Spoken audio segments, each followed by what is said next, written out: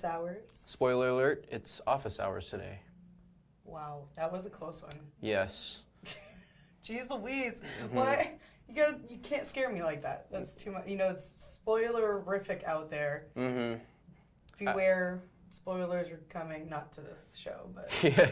I mean, you know what? I haven't even seen the Avengers yet. I really want to. I'm not even sure if I'll have time to do it this weekend, but... you better, because when everybody is back in the office on Tuesday, Oof. when everyone's back in, not out of the office or anything, that's all we're going to be talking about, so you have to see it. Like, it's hard for me, because I've seen it, and there's one other person in the office that has seen it, and we can't talk about it, but I will say, if I see any spoilers, or, like, made-up spoilers, or you're trying to be edgy, whatever, in chat, we gonna put that band hammer down. You're getting banned. You're gonna get banned, okay? You don't ruin the movie. Don't do it. Like, people have been waiting, 11 years? Yes. 21 films? Something like that? It's insane. The creators of the Avengers movie wrote a letter and posted like a statement to tell people specifically not to spoil the movie. So if you do that, you're just a huge dick. Oh! Damn, this is a family show, Zach. Yeah, you're right. No, and what is it, like, they actually did, like, promos with all of the stars that were all just like, don't be that person. Yeah, don't do it. Spoil the movie. Don't do it. Yeah. I mean, I unknowingly got a spoiler. Like, most of the time when I see spoilers in chat, I don't believe them. And I don't honestly think this person had seen the movie, but they said something, and then it ended up actually being true. But it was, like, one of those really broad statements about, like, a certain character that was like, well, yeah, that's probably going to happen, but, like... Yeah. Yeah, so that was fun. Don't even do fake spoilers. Just don't do it. Just don't do it. And on top of that, it's not just Avengers, right? It's not just Endgame. Game of Thrones, too. Because this is the most epic weekend for nerds right now. Yeah, Endgame and the longest episode of Game of Thrones this weekend. Like, oh my gosh. I don't even know how to, like, react to this. It's amazing. But that's not what our show is about today. So let's say hi to everybody in chat today. Hi, Seriously Yo. Hello, Seriously Yo. Zantax. Samurai King 75. What? Man with Beard. Chief. Hi, Chief. Hello, Chief. Welcome. Welcome. It's a think. It's a think emote. I love think emotes. Hi, Z Corona. The Corona's in. Like, she's right there. I just can wave to her. It's great. Fearless 520. Hi. Oh, it is 520. Yeah. That's right. I almost thought it was something it's else. It's not 420. It's well, 520. I didn't say that's what I thought it was. It was 420 6 days ago. And, you know, it was like, the birthday. It was a good birthday. It was okay, that's my fiance's birthday. Yeah. And it's also George Takei's birthday. Yeah, George Takei. Yeah. And some other people who aren't as cool. It's Z Corona's dog's birthday. That's a big deal. That's a good day. 420 is a great day. Yeah. Chief says it's about to be 420 somewhere. That's true. In 6 minutes, it'll be 420 in, the Central Time Zone. Yeah. It was already that time of the day on the East Coast. Like earlier. Like a little bit, like an hour ago. Yeah. We know time zones. Figure this out. It's easy math. Quick maths. Quick math. Anyway, this show is already off to a fantastic start in a very weird direction. Yes. Hello, if you've never been here before or you haven't seen it in if you're a more recent person. I haven't actually been on the show in a little while, so, oh my God, could you see through that? Yeah, that's what, you see that? That was cool. I was like, look at my water bottle. I'm so easily entertained. That's amazing. I have one of those too. I should bring it. Oh my God. Heck yeah. I am Audrey. I'm one of the senior account managers here at OPG. So hello, all people who might be new here. And this I'm Zach. I'm the account coordinator here. And yeah, it'll be a fun show today.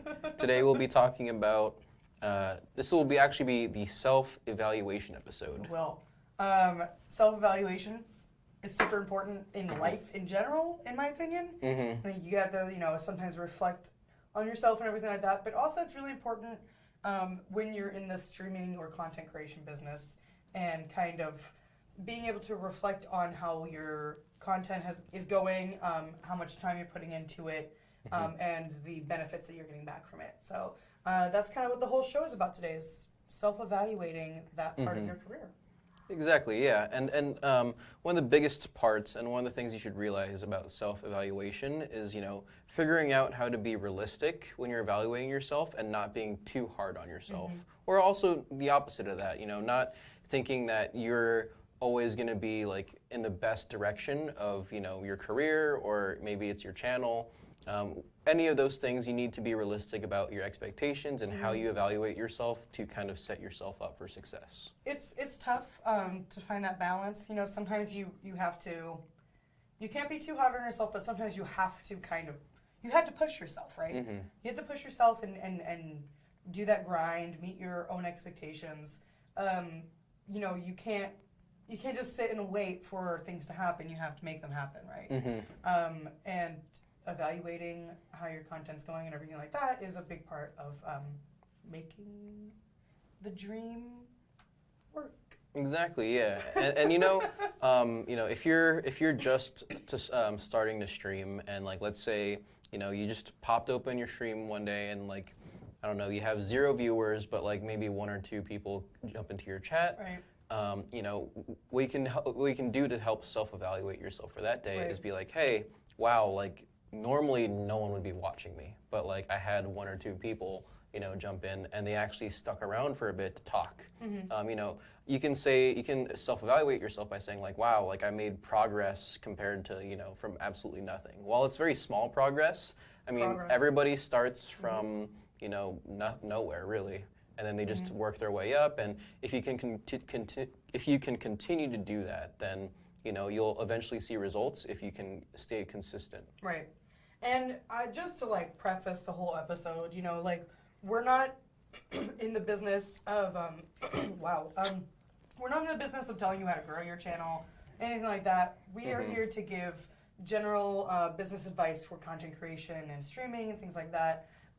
So we can't say like if you do these things if you self-evaluate your channel will definitely grow. Like no, that's not necessarily how it works.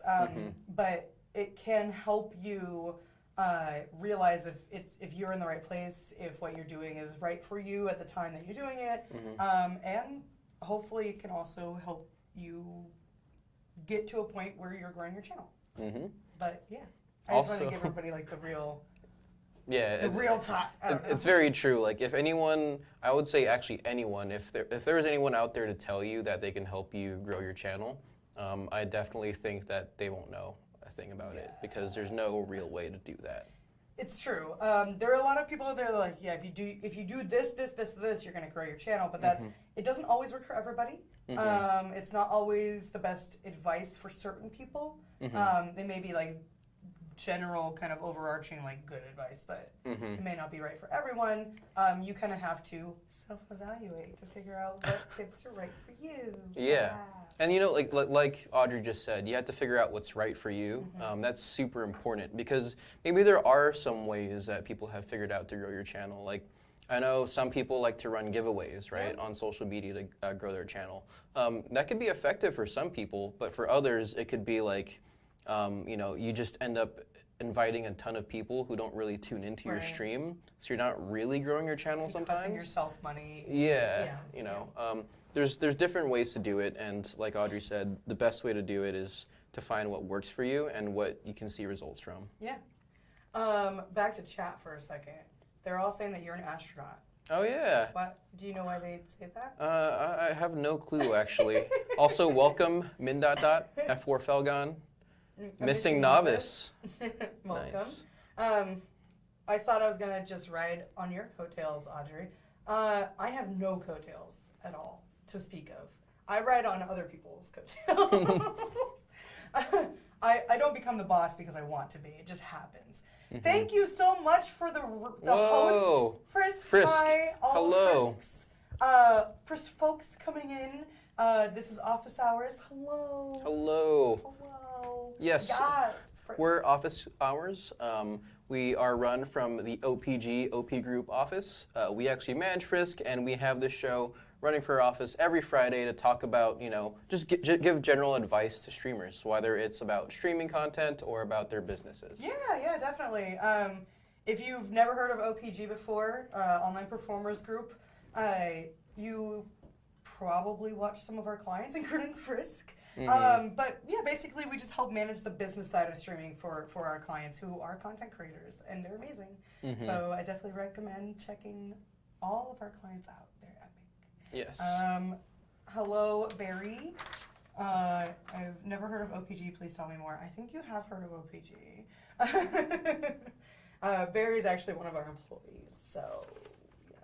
Yes, Barry is the European OPG guy. Very smart tech man. Yes. That's what I call him. Very smart. Very smart tech Smart tech man. But yeah, so we kind of have the show that we can give business advice on. Like we were just saying, literally just saying, we don't tell you how to grow your channel. We don't know how to do that. Hello? Like, this is our channel. I don't know. But we can help with the business side of things. And so if you have any questions at any time, it doesn't even have to be about the topic that we're talking about today, which is self-evaluation. You can go ahead and just slam them in chat. I don't know why that said that verb in particular, but you can put them in chat. We'll be sure to try to answer your question to the best of our abilities. You can also go on Twitter and use the hashtag AskOPG. I'll be checking that on my laptop. And at any time, if you have any question ever and we're not live, you can always DM us on Twitter as well. OP_group. Yep. And as a general reminder for everyone who just joined the channel, we will ban you if you drop Avengers spoilers. So don't do it. Don't be a dick. Don't be that person. No Avengers spoilers in here. You will get the ban hammer. Yes. I'm talking to you. Permanently. F4 Felgon. I don't know about this guy. He's using weird emotes. I don't know. No, Frisk, I'm going to have to ban you now. You can't spoil movies that came out 8 years ago. Oh, man. Has it been that long since the last Harry Potter movie came out? Maybe. I don't know. Are we counting Fantastic Beasts and Where to Find Them? Well, that's a prequel. Oh, it is. Yeah. I haven't seen any of those movies yet. My God. Are they good?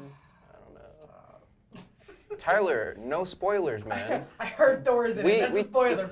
We can't ban you because you work here, but I would if you were a stranger, because that's a spoiler. Missing out is Cursed Child then. So Cursed Child is like a number of years after the events of all the books and movies. Ooh. It's about their kids.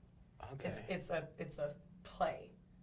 Oh. It's actually like 2 plays. It's like 2 parts. I don't know. I know too much about this. That sounds fun. Is it bad that I'm more worried about Detective Pikachu spoilers than Avengers spoilers? No, I totally understand that.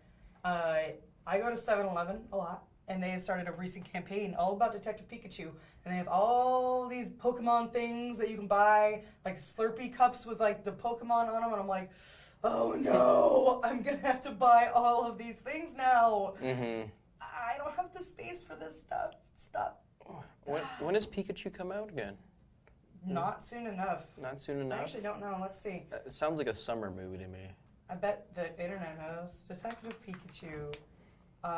May 9th, next weekend. No, sorry, not next weekend. That's definitely not next weekend. That's the week after next week. It's the week after next weekend. Yes. It's 2 weeks from now, I guess. Yes. Audrey's getting married next week.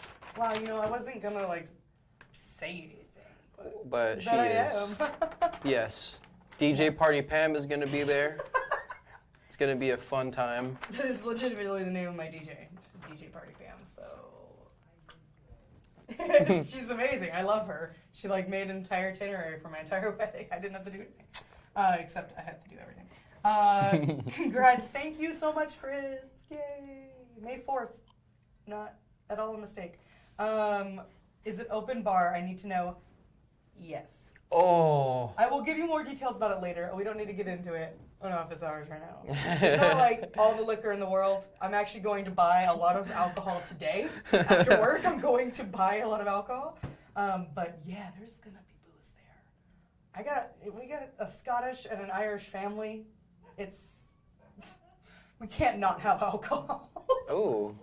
Yeah. So Jameson and McAllen. No. We got particular. I'll talk about it. Okay, talk about it later. Back to office hours. Did you set up the mic differently than usual? I'm hearing him way louder on the right side than on the left. Could Maybe be. the balance is weird. Maybe I just need to point this up towards my mouth a little bit. Is it me? No, I think I need to adjust it maybe. I don't I'll know. put mine up closer too. I'm very loud though, so who knows? Maybe. Hello! Okay, I'm sorry everybody, that was horrible. I'm the worst person. Also, hello Dracon, how's it going? And Merlin and V, Devin, hi. Hi! I think there are like host things coming up over here, so Vox Nostra TV, thank you for the host. I can't see that. You can't, oh. Oh wait, yeah I can. See I with just, your special I just have to eyes. look down. I got special eyes. Hey you guys, hi guys. That was another one that I missed, but thank you for the hosting. It's fantastic. Haha. Just put your headphones on backwards. Xanatex has the good advice because Xanatex already put their headphones on backwards. So, pro tip for everybody. Yeah, are these like, should we? I don't know. I'm not gonna touch it. Is my thing in the middle? Is it supposed to be in the middle? It's not. There's not really a middle. It's kind of like there's two middles. Okay. There's left middle and right middle. Yes. Okay. And then there's like left, and then like right. Right. Yeah. Everything makes sense. This show, we're only 20 minutes through, and I don't even know where we're at with it anymore. I think we're still under the the first section here. We can get a little bit back on topic. All right. Yeah. So, I think not enough people focus on self-evaluation in general, and I think it really I'm gonna take it straight from our page that we have here. I think it's a key part of growing as a creator and as a person in general. Yes, and remember to the second you start streaming, and especially if you're doing it, if you're thinking about streaming for a career or doing any form of content creation for a career, remember to reassess the goals of your channel or reassess the goals of your content platform, and just think about what you want to do and see the end goal. And then every single day that you're doing work, think about what you're doing, how you can do it better, and what you're doing wrong. Yep, absolutely. And we'll get into all the meatier stuff of what self-evaluation kind of means. Thank you, Johnny Scar. 51 months. Okay. I gotta math this really quick, and I can do nothing really quick on my laptop. But I could probably just do it in my head. It's a little over 2 years, right? Wow, this is not going well. Okay, 12? Nope, that's 4.25 years? 4.25 years. It's a little over 2 years. Wow, I really can't do math in my head. I have no idea, apparently, how many months there are in a year. That's fantastic. But thank you so much. 51 months, that's amazing. Thank you for your continued support. You're awesome. You're awesome sauce. You've gone above and beyond this being Omid's channel, and now, there are different faces on this channel every week that are not Omid most of the time. So thank you so much for sticking around, supporting us, supporting Omid, supporting OPG and all of our clients. And just as a reminder for everybody, we say this every week, but you know what? No, I'm committing to it. We're gonna do this. Do it. In the next 2 weeks, we're gonna be doing this, okay? We take any subs that come into the channel, any tips, any bits, all of those go into a pot that goes toward getting giveaway items. That goes toward getting giveaway items that we do a large giveaway for smaller streamers and things like that, so they can get some awesome stuff to kind of kick off their channel a little bit. Before we did a little green screen thing. Yeah, we got the web around green screen. Yeah. Razor Keo. Razor Keo, which we use on the show, which is fantastic. I think we had a microphone one time and things like that. So they're all things that I really want at my house. Yes. On my streaming setup, which is nothing at this point. But we're going to give them all to you because you guys will actually use them. I don't stream as much as I should. So. Yeah. I think also one of the things that we gave away was we had a video editor do a highlight reel for that channel. Yeah, it was really cool, and that's a really cool thing that you can use to kind of sell yourself a little bit. That sounds weird, but upsell a little bit to potential sponsors or anything like that. It's yeah, this is a highlight of my channel. If you need a good overview of what I do here, here you go. And look at that. It's something that would usually cost probably a few $100 or something like that. But Yeah. just, there you go. Yeah. Free. Woo. Giveaway. Yeah, I like it too. What? You're not Omid? I am Omid. I just shaved. And this is what this is what I look like now without my goatee. Yes. I'm just gonna stick with that story. That's fine. Yeah, sometimes when you go to Starbucks, like they'll be like, "What's your name?" And I'm just like, "Omid." Yeah, you say you're Jamar a lot. I say I'm Jamar quite a lot, actually. Yeah, I've seen that happen. I did karaoke, and then I entered my name as Jamar, and I went up there and I sang a Blink-182 song. Yeah, Adam's I remember song. that. Yeah. And it was really sad because it's Adam's song. Yeah, but it's like a hype sad song, It's a hype sad song. Oh my gosh. You are not Papa Jamar. Oh my God, Papa Jamar. I miss Papa Jamar. He's been out of the office this week. I miss you. Where be my Werthers? Where be my Werthers? He is like Gramp. Yeah, he's a grandpa. That's true. Like he wears like flamingos on his shirts and like cats on his pants. He did have cat pants. Yeah. Yeah, like last week. I've been meaning to get a highlight reel or something going, something short I can play before/after reruns to lead into them when I do them or something. See, and that's super cool, and I think that's a great idea, and it really gives like new viewers a chance to like get a good understanding of your channel. I know from our end, we go into channels a lot, like channels that we've never watched before, and go to their VODs to try to get an understanding of who they are. And I'll try to watch the most recent VODs, but it's like you always have to like find the right moments because everybody knows like if you stream for 7 hours, the whole 7 hours is not necessarily going to be like off the wall entertaining things happening, right? But if you can cut that up and make it a nice little highlight on your channel, or to play before or after reruns and things like that, it gives really a good understanding of like, oh, this is what this guy's about. This is what we do here, and this is the kind of content that they do. So yeah, I love that. Yeah, I've seen plenty of awesome little highlight reels on a lot of our clients' channels and a lot of streamers' channels in general. And when I see those at the end, like sometimes you'll see like ancient content, like stuff from where they started streaming like 3 or 4 years ago or something. And all that stuff is like really interesting to see because you get to see like, some really awesome clips that are for, games that they played in the past, but also like, dude, like this guy was wearing a freaking beanie and looked like a hobo, 4 years ago, and now he's pretty clean.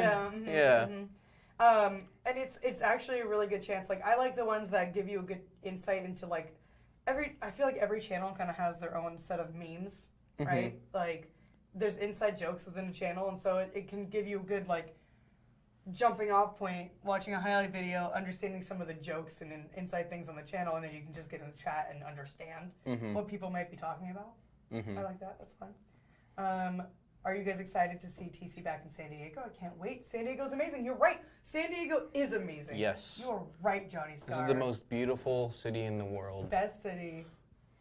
Hands down on the table. I didn't want to like bang on the table. I have a drink here. Yes. But no, I'm really excited it's going to be back here. The thing, and I'm not even going to lie about this, I don't care. The thing I'm most excited about that it's back in San Diego this year is that I can go home every night and go to hang your out bed with my cat and sleep in my bed. I am so happy about that. Yes. So I'm hyped.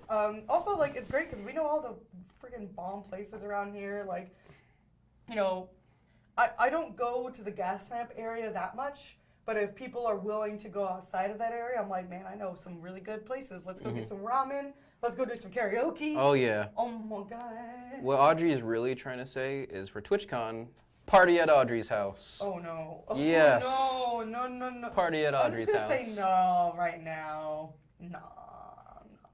My house is like this big, guys. That big. So, no. SD is best city. I miss the F out of here. Well, you can come back. You always can come back. You can come back to your home. I don't know. I was going to try to like do a movie quote, but it wasn't working out. Now that I have a Stream Deck, I've been using the marker button a lot. Yeah, I think that is super cool. What does the marker button do? Yeah, so it basically just like puts a little like timestamp or like a marker on a VOD as it's being made. It's like, this was a good moment. So then you can go back to that moment and be like, oh yeah, I want to take this clip out and use it for like a highlight reel or like just put it on Twitter or something like that. Like That's this awesome. this was an exceptionally good moment, and it makes it easy because I know a lot of people write down timestamps. You know, they're like, oh shoot, yeah, I just did this funny thing at this time, and it's like a pain in the butt to go back later and find those things. So. Yeah, it definitely is. You got to like scroll through things, and there's never really a good system for doing that if there isn't some external tech involved. External. So yeah. Anyway, self-evaluation. Excuse me. I can't stop coughing, guys. I've been broken since PAX. So I think we've kind of gone over why we do self-evaluation right.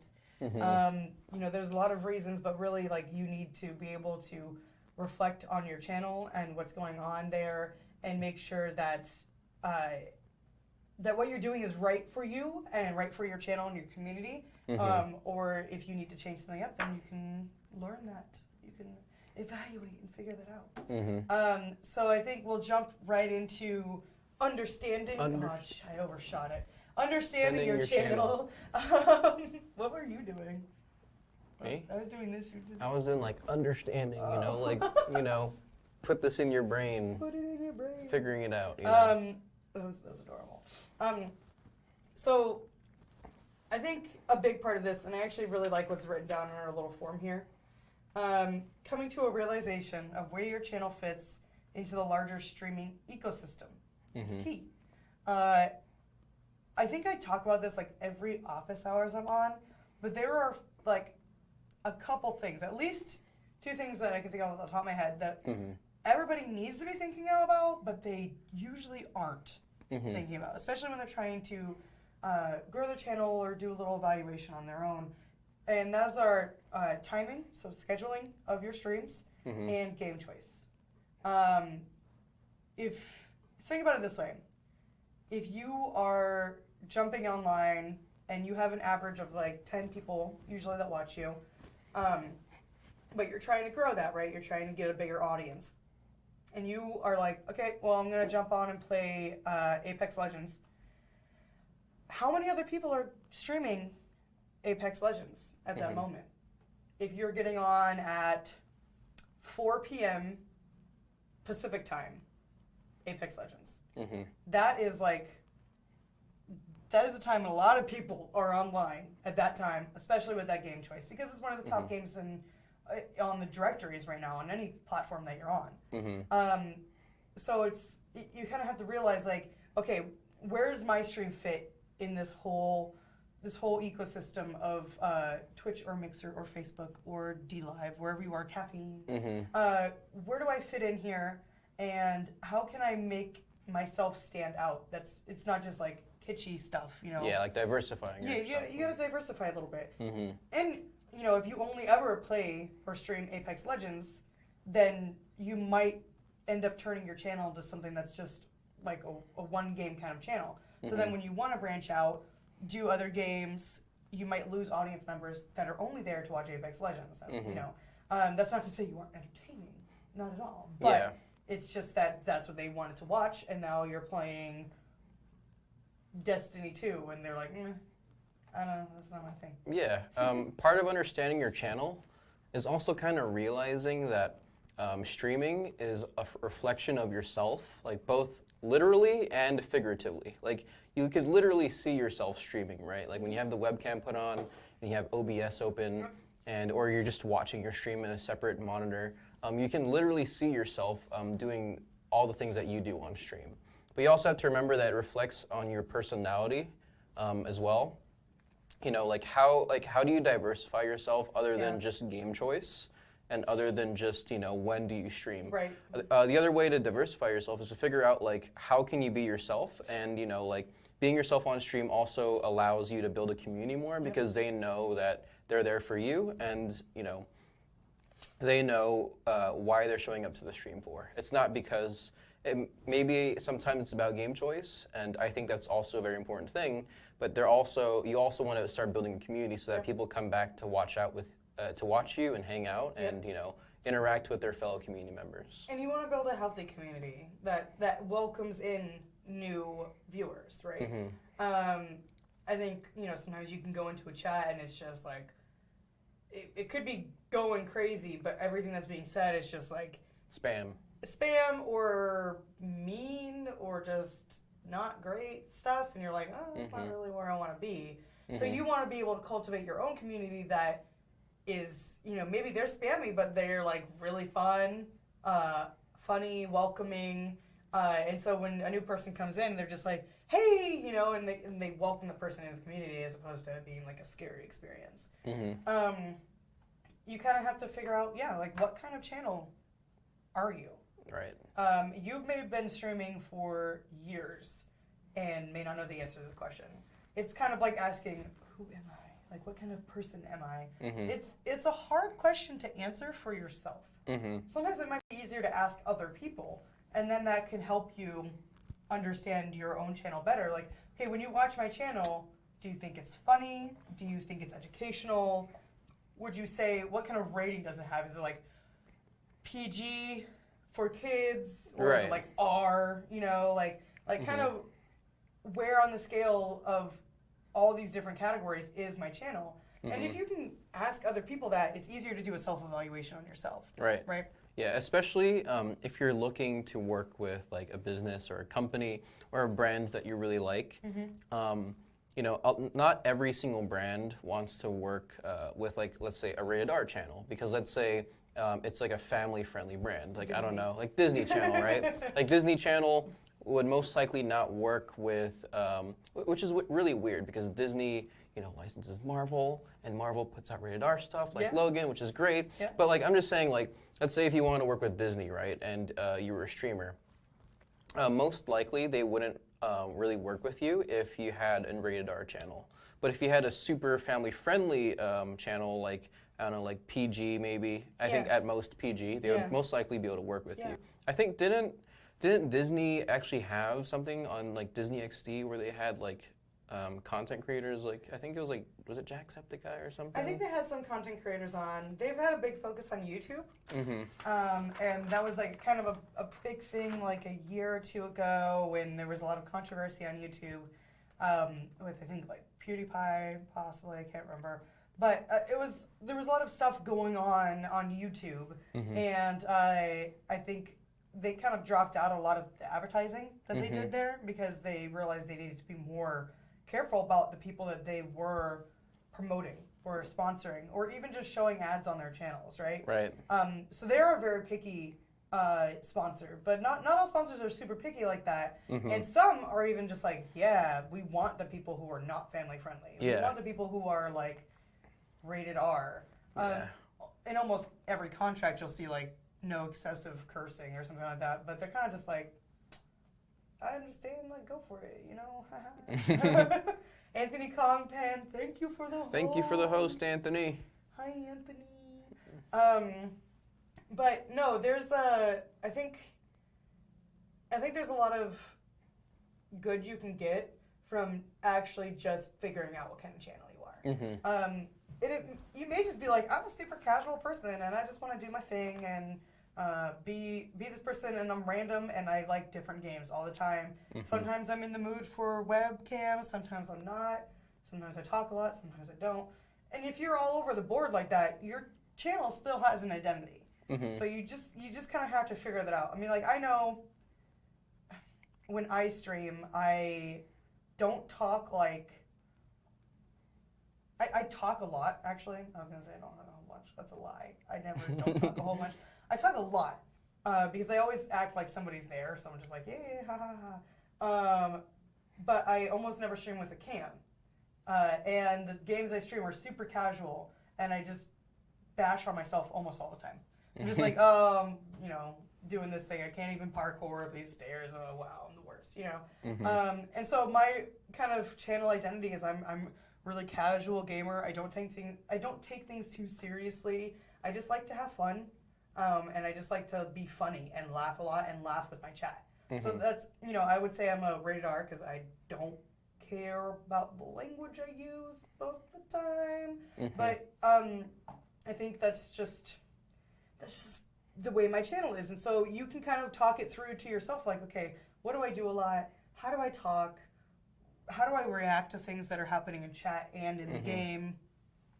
Build my channel identity up. And it'll be better for your community too, because then they can kind of realize too what community identity they have. So another tricky thing to think about is like if you've like rated your channel, let's say R for example, sometimes there's a term that's called, you know, brand friendly, right?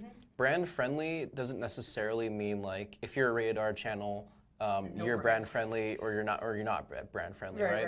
It really depends, because it's kind of like there's this weird gray area where it's like, okay, so we want to work with a rated R streamer, right? But like maybe it's like we don't want him to be the type of channel where if you look in chat you just see, you know, F-bombs or like racist crap in there. And like that's like the worst possible situation, because it just kind of like blacklists you almost from working with a lot of companies, because no company would want like, you know, racism or anything, or like almost like overly excessive like, you know, cuss words in their channel and like want to work with them. You know, and despite the numbers. It may not even be you that's doing the thing. It could be the community that you've cultivated is doing that thing. So, I mean, it's just, if you're cultivating a good community, then you're probably a decent person as a streamer, and you're making a good environment for sponsors later on. Thank you for the host, Anthony. Hello, Ninja Jam, but he is not here today, sadly. He's on vacation. He's on vacation right now. That's why I've been talking to you so much. And then Z Corona, thank you for the 4 months. Woo! Yeah, that's a lot of arm waving. Anyway. Sorry for the coughing.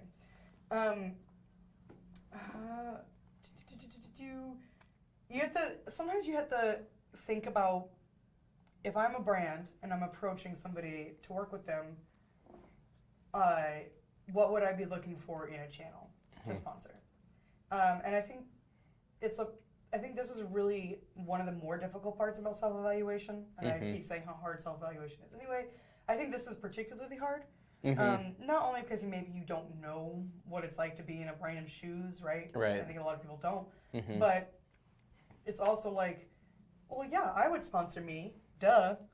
But you have to like get that out of your head, right? Like you have to get rid of your ego or anything you have for a second and just be like, okay, realistically though, would I want to spend money on a channel that is doing this, this, this, and this that doesn't align with my brand?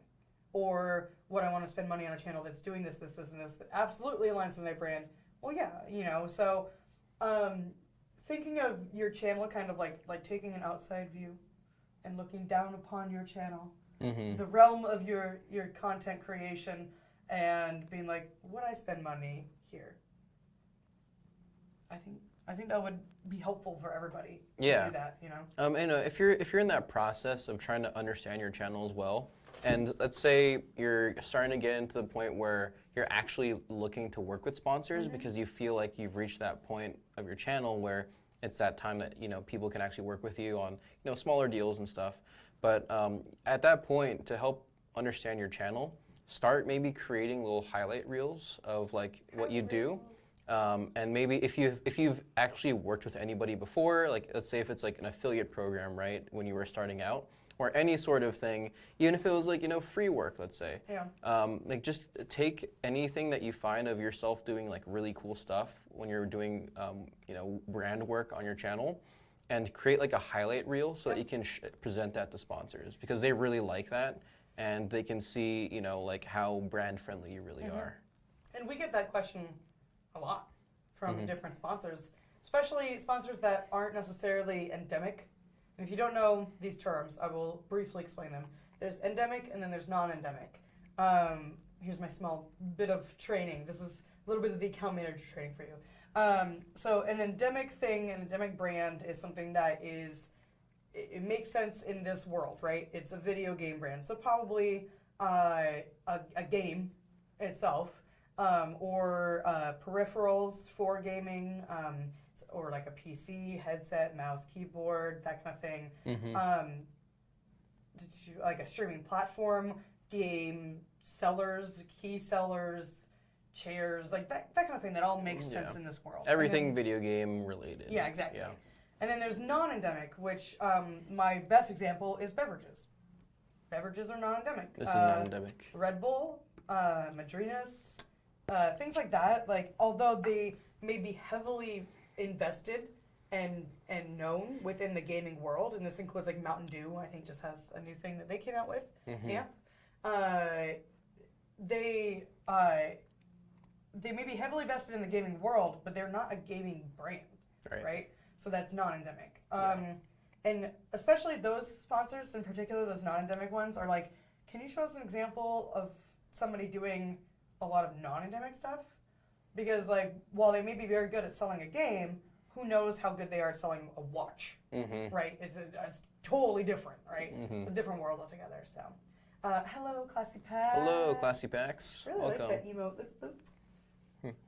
I'm just going to do this the rest of the time. But I don't have a mustache. To kind of go off topic for a bit, I actually tried that Mountain Dew Gamer Fuel stuff. Yeah, what's your review of that? Okay, so one, I actually thought it wasn't terrible, right? I think it's not really a soda. It's more of like a sparkling juice with caffeine in it, and it wasn't terrible. So it didn't taste like Mountain Dew? It did not, actually, I don't think it tasted like Mountain Dew at all. It had like hints of it, but it wasn't really... Hints of Mountain Dew. Yeah, hints of Mountain Dew. And it wasn't terrible. Like, I didn't feel like I was going to die from taking it, which is good because, like, if I drank, like, I don't know, like 3 Monsters in a row, I would feel like dying. Well, actually, that's kind of overkill in the first place, right? But anyways... I've done it. But yeah, it was good. It had like a weird little like carbon fiber like grip thing on the can or something. So these cans are really interesting because they have a textured like label, I think, and so you can grip onto it better. So when you're gaming and Jesus, it's like John just phone 3 times.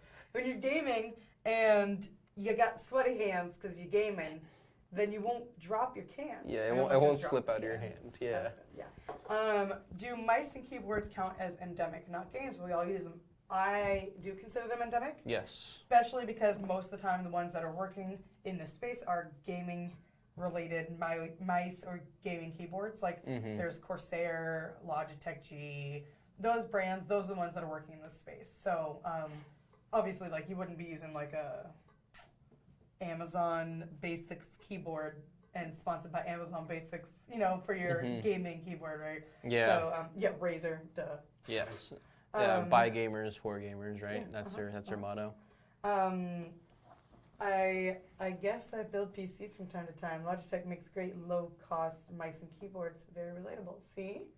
There you go. I like Logitech stuff, so I use it very often. I need to get myself a Logitech mouse. I really liked my Razer mouse for a really long time, but I heard like for mice, Logitech's the way to go. I was looking at this one mouse that looks like super like plain. It's like I don't know, I think it's like gray. It's like the MX 100 something legendary or whatever. But I heard it's an amazing mouse, like one of the best mice ever made. Nice. So I need to get on that, and it's like $50 too. So I really like do different stuff as far as like the brands that I just had to use a lot of times. Like I have a Razer mouse here and a Corsair keyboard, and then I have a Corsair mouse, and now I have a Corsair keyboard at home. So I guess I'm just a Corsair person. It just happens, but I've been influenced. Yes, I really like Corsair's keyboards a lot. I have one at home, the Strafe. So many clickies. Yes. Hashtag ad. So yeah, reliable. Sorry, that's the right word. Reliable is super good. It is super good. You're right. G602 is what I use. Love it. That's a good one. But yeah, those are all like endemic brands, and those. Like they will from time to time ask for examples, like highlight reels of you working with a brand similar to them, just because they want to know like how you relate to their brand, and how you present brands that are similar to theirs. So if you've, I've worked with Razer before, but now I want to work with Logitech. Okay, well, I can show Logitech some stuff that I've done with Razer, kind of things like that. So, and a contract should not stop you from doing that, unless you're currently in the contract. You probably want to just avoid that, but you shouldn't be stopped from doing that. So it's similar to like if you sign a contract that says somebody owns all of your content, don't do that. Don't sign that contract. Yeah, I've also always wondered, like, let's say if like a brand that's endemic like makes a non-endemic product, would they still be considered endemic? I've actually been curious about that one. So I consider it yes. So if you're saying like a gaming, like a gaming brand that just started selling T-shirts or something right, like that. like gear, I think so, because they are already so ingrained in the gaming world with gaming products. That kind of makes sense to me that they would be endemic. Yeah.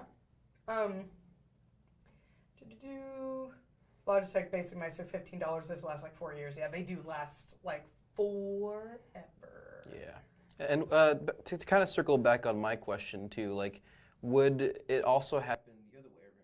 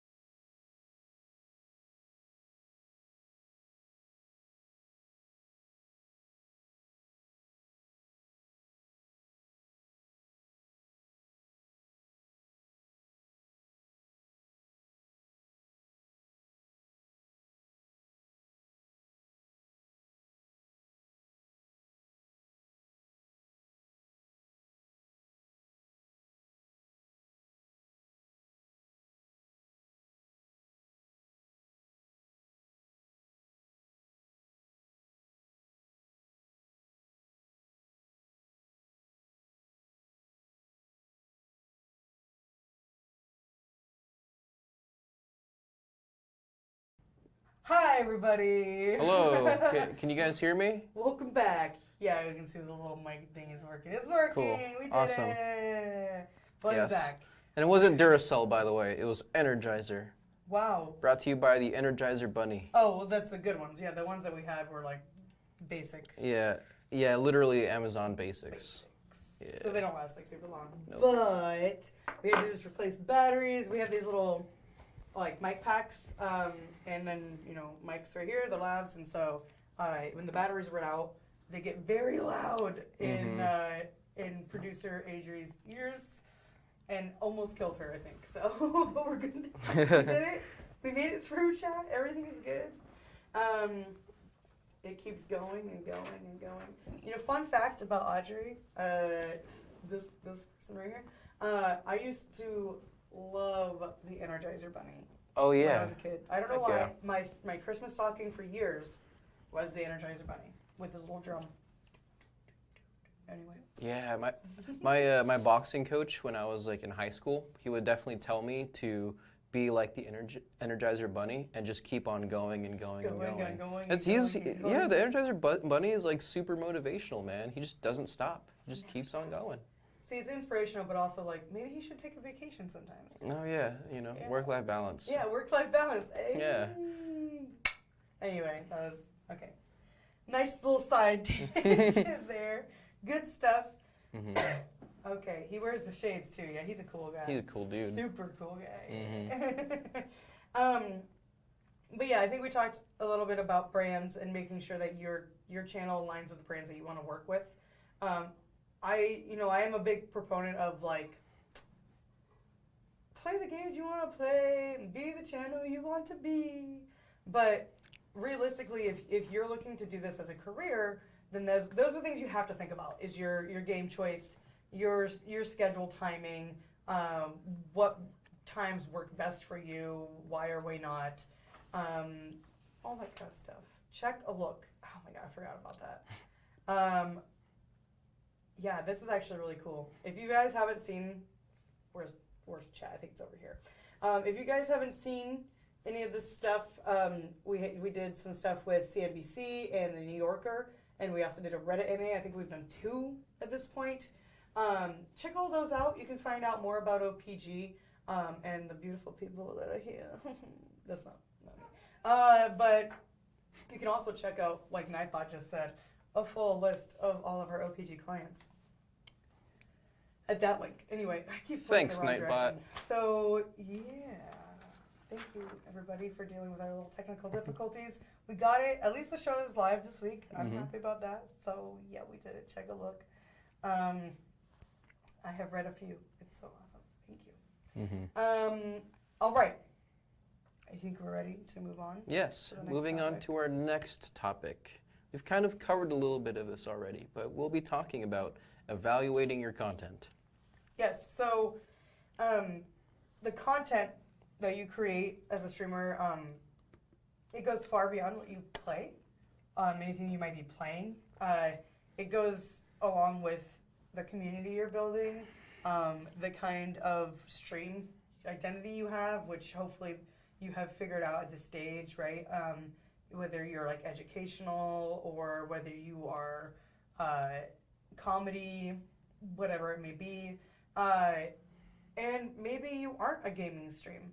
So there's that too. Maybe you're like, you just do IRL or you just do like travel, kind of things like that. So all those things you're going to have to think about the kind of content you make and evaluate the quality and the work.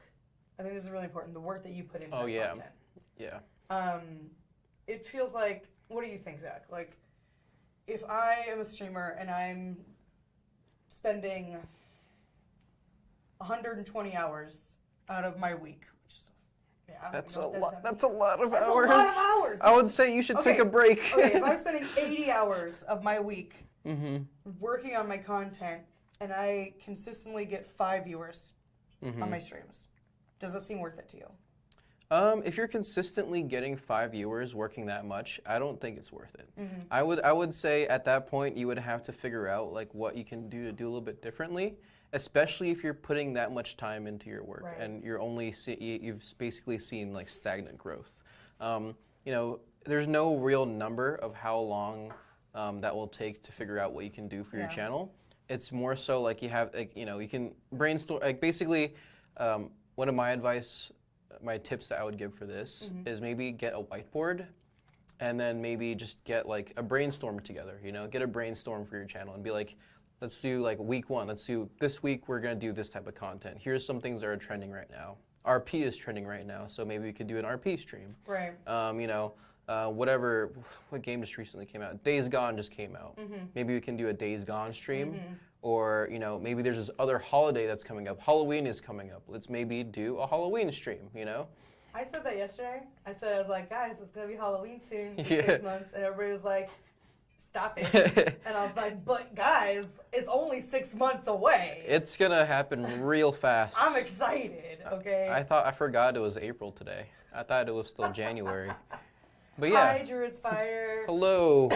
80 hours. Oof. Yeah. That is right. But yeah. I have 2 part-time jobs, so that's a hard nope. Exactly. Like, there are people that exist out there that make content and at some point stop doing their other jobs because this is what they want to do, right? I totally understand that. It's your dream. You want to do that. But this is where, I think this section in particular, evaluating your content, I think it's especially personally difficult.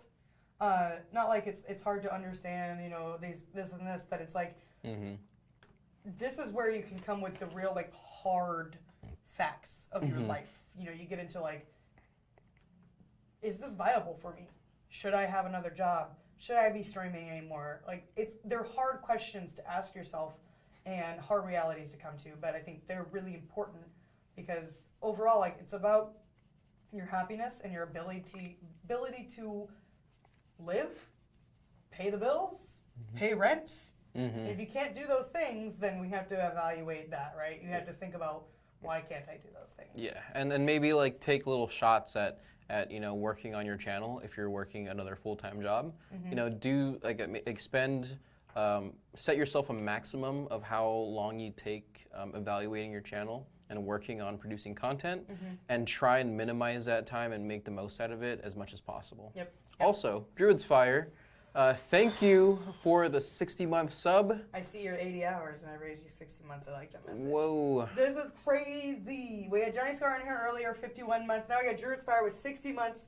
Thank you guys for your continued support. It's amazing. I know you've been with this channel from the very, very beginning, the very start when it was just Omid. And now Omid has shaved his goatee and has become me. I'm just kidding. That's not at all true. They're just gonna like get rid of me next week. They're like, stop it. You can't say you're Omid, but just kidding. Thank you so much. You're amazing. Thank you. Got to keep the booze flowing, right? Yeah, I got my Red Bull today, so it's empty now. But Mystic Novice actually mentioned that he likes using Twitch Strike. I actually just pulled it up right now because this is my first time hearing about it, but it seems like one of those tools that kind of helps you look at directories and what times you should stream a certain game, and so that you can try and maximize like your amount of viewers that you can get. That's pretty cool. That's a pretty cool little tool. I think that's neat, and I think a lot of people run into the like, I don't know what I'm going to play today. There's either too much that I want to play, or there's absolutely nothing that I want to play. And I feel like people have been in a dry spot for a while with games for the last couple months, especially since there's been a couple of like flops that everybody expected to be like more content. So this could be really helpful in figuring out, there's all these games I really want to play, but if I played that, it's at the top of the directory right now. I'm probably not going to get my channel seen. Or if I played this, there's not as many people in there, and it has a good placement, and it seems to have a strong community. I'm going to check that out. So I think that's something cool that you could use. Yeah, it seems like an interesting thing. He said, Mr. Nava said that it's not always accurate, but can be helpful. I definitely agree. Even though it might not be pinpoint accurate, you can still kind of get like a rough idea of what you can what can help you stream what game on what time, right? Damn, 5 years. That's crazy. Yeah, it's funny because I was just like, bonkers. Wow, I know you've been here since the beginning, so I'm like, damn, that's 5 years in my head. I'm like, wow, that's up for 5 years, but then I didn't even relate it back to like, we've been a partner. This is for 5 years. Today is his anniversary for 5 years? Probably, or like maybe this month at least. Good job, Omid, he did it! Yay! I'll let him know. I'll be like, hey, do you know you've been a partner on Twitch for 5 years? We're on your channel now. No, I'm just kidding. No, that's pretty epic. Oh my gosh, 5 years. Holy cow, what is that, 2014?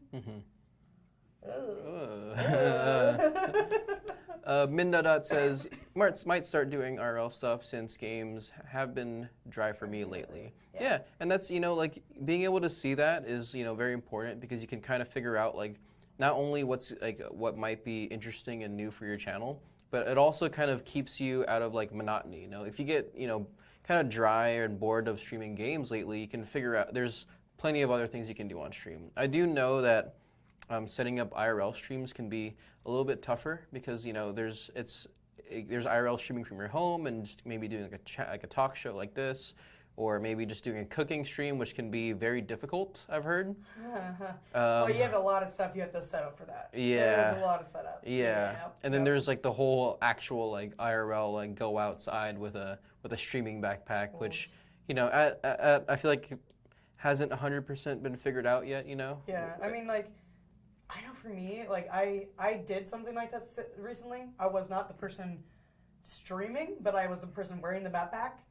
So I was doing like that work. But it's hard. Yeah. And like doing that while being entertaining oh my gosh, like good luck, man. It's hard work, but so is streaming. Streaming is hard, period. Whether you're sitting at a desk or you're up around the world, like, it doesn't matter. I always kind of liked, like, sitting and just chatting with people.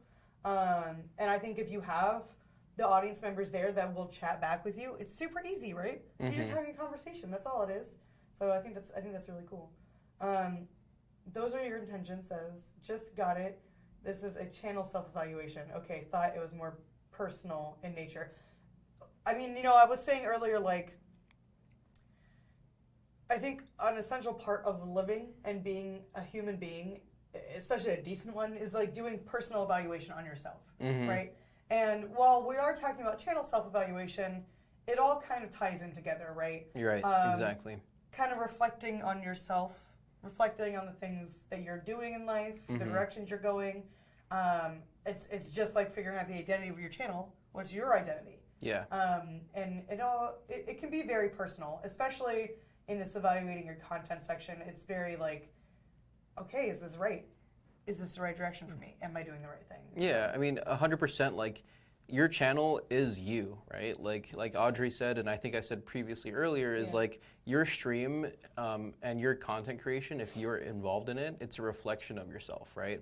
So, evaluating yourself before you go on a stream is also super important. Like, do I need to stream today? Do I feel like I should stream today? Everyone asks these questions to themselves, and you see it on Twitter, right? A lot of streamers will be like, hey, I just don't feel like streaming today, guys. Like, I'm going to take a break, take a personal day. A lot of thought goes into not streaming because for a lot of streamers, it's their full-time job. Yeah. When they're not streaming, they're not doing their job.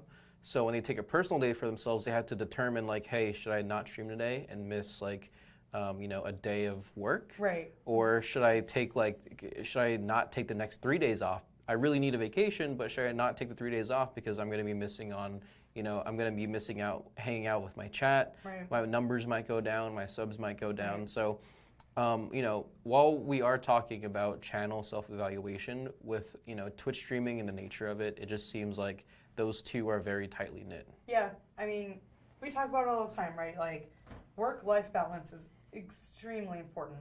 And, like, when you have a regular job, you go to take a vacation, and obviously you're not working, but you can pretty much be certain that you're going to come back to a job, and you're still going to be getting the same pay, and you're going to get paid for vacation days, hopefully, that kind of thing. But when you're a streamer, and that is your full-time job, most of the time, more than 40 hours a week, almost always, you go to take a vacation, and it's hard not to think about what you're missing on those days that you're not streaming. But it's important to remember, like, you have to take that time off, because if you take 2 days off a week, that's going to add up and make it so that, weeks down the line, you don't feel like so burnt out that you need to take 2 weeks off. Like, maybe you're going to take a vacation here and there to spend time with your family, which is fantastic. But if you're streaming every single day, you're probably going to get burnt out at some point and then need to leave for much longer. And it's going to have a bigger impact probably on your stream. So keeping a balance there so that you are taking days off, at least one a week, I definitely encourage people. Then you shouldn't feel so, like, overwhelmed with, like, pressure to not leave ever. Yeah. Some advice I can actually give, and this ties into work-life balance and also, evaluating your channel, is as a content creator, if you're looking to pursue a full-time job in content creation, or just in general, like, I think this can apply to everybody, I highly recommend building your following and building content on more than one platform. Like, not just Twitch, right? Like, maybe that might be your primary platform, but you should also be active on Twitter. You should also be active on Instagram, especially. Because, let's say you do go on vacation, right? And you're taking a break from your main platform, which is streaming, which takes the most work. You could also still be working on Instagram and Twitter, but, while you're working, you're on vacation. Like, you're still creating content, but you're not feeling as much pressure to be on because, like, you can take a picture, write a caption real quick. You can take a picture and figure out a caption later. Like, if you're in the moment, you could just tweet out some thoughts about whatever at any time. Like, I know I end up actually tweeting and posting on Instagram more on the weekends and when I'm on vacation. Yes, exactly. And it's actually, I think it's really, really fun when you get to create content when you're on vacation, because it's like, guys, look at me, like I'm in Europe. I'm like checking out this super old bridge that's about to collapse underneath my feet. You know, stuff like that. It's just super, specific. Yeah. I don't know. Extremely specific. Okay, yeah, I've probably seen that every now and like a couple times in my feed. But yeah, like, you're still creating content, you're still working, but it's a lot more fun and it's a lot less stress off your shoulders. And yeah, like you said, like, your community is still gonna know that you're there. They're gonna remember that. Oh yeah. And then also, and I know I've mentioned this in Office Hours before, when you get back from a vacation or you're just a couple days off or something, that is great conversation to have with your community. Well, you're doing IRL or you're doing a game, whatever you're doing, it's like, oh yeah, I noticed that you like went on this really old bridge in Europe. Like, how is that bridge? Where is that? Tell me more about that. And then you just have great conversation that can naturally occur just from going and having an adventure and getting out of your house. Which I say, but I'm like always in my house, so I'm super pale, as you can see. Let's see, honest question. So in terms of pay, does the average streamer make at least $200 a month? I'm struggling to see what is the incentive for streamers who need an income. I mean, it really depends on the streamer. Yeah. It depends on the content they're making. Successful streamers are making more than $200 a month, which is why it makes it worth it for them to stream. Like, if you look at a lot of the bigger streamers, obviously, and a lot of our clients, obviously, they wouldn't be clients unless they were super successful and needed help managing the business, because they have enough brand deals and ad revenue and sub revenue and things like that coming in. From different sources. From different sources, right? And many of them have a spouse that is able to not work and just do whatever the heck they want because the streaming makes enough money, enough income for their entire household, right? That's something we see a lot. Some don't make necessarily that, like, as much, but in general, more than $200 a month. If you're on the smaller side, especially if you're not partnered, if we're talking about Twitch specifically, you probably aren't making $200 a month, so maybe it's not like in that place yet where it is worth it for you to only be doing that one thing. Yeah. But that's just part of the grind, is keep going, keep doing it until, you know, maybe it eventually will become worth it for that to be your job, right? But that's always my advice to people, is just don't get affiliated and then be like, I'm going to quit my job because I'm a partner now, or I'm a full-time streamer now. It's like, no. Wait. Wait and see how it goes. I know there's still a lot of partnered streamers out there who stream regularly and have full-time jobs as well. Yeah. Especially people in the gaming industry. So. Yeah, a lot of like streamers that I feel like I've talked to, and maybe even we've talked to, like, as a whole, a lot of them will tell you, like, the way they started streaming and how they got to where they're at today was just doing streaming for fun, like starting it as a hobby, like no expectations, zero expectations of turning streaming into a career, can end up actually, becoming a career. But, having those expectations is very important for yourself, because you don't want to set yourself up and say, like, hey, like, I have 0 viewers, but like in 1 year, I'm going to be a full-time streamer. Like, setting those expectations, they're good goals, but it's never good to think that, you can easily make the switch, because it's very hard. It takes a lot of work, and like, there's so many random factors that go into it that go into like whether or not you can become a full-time streamer. And I think a couple things. I don't want to make it sound like there's a lot of people out there who make over $200 a month. There's more people who do not streaming make that much money. There's a lot of people out there who make no money streaming, but they still do it because they just want to do it for fun. Somebody mentioned, I think, let me go back to my chat here. It was Xanatex. I think a lot of new streamers are hoping for $500 to $1,000 a month.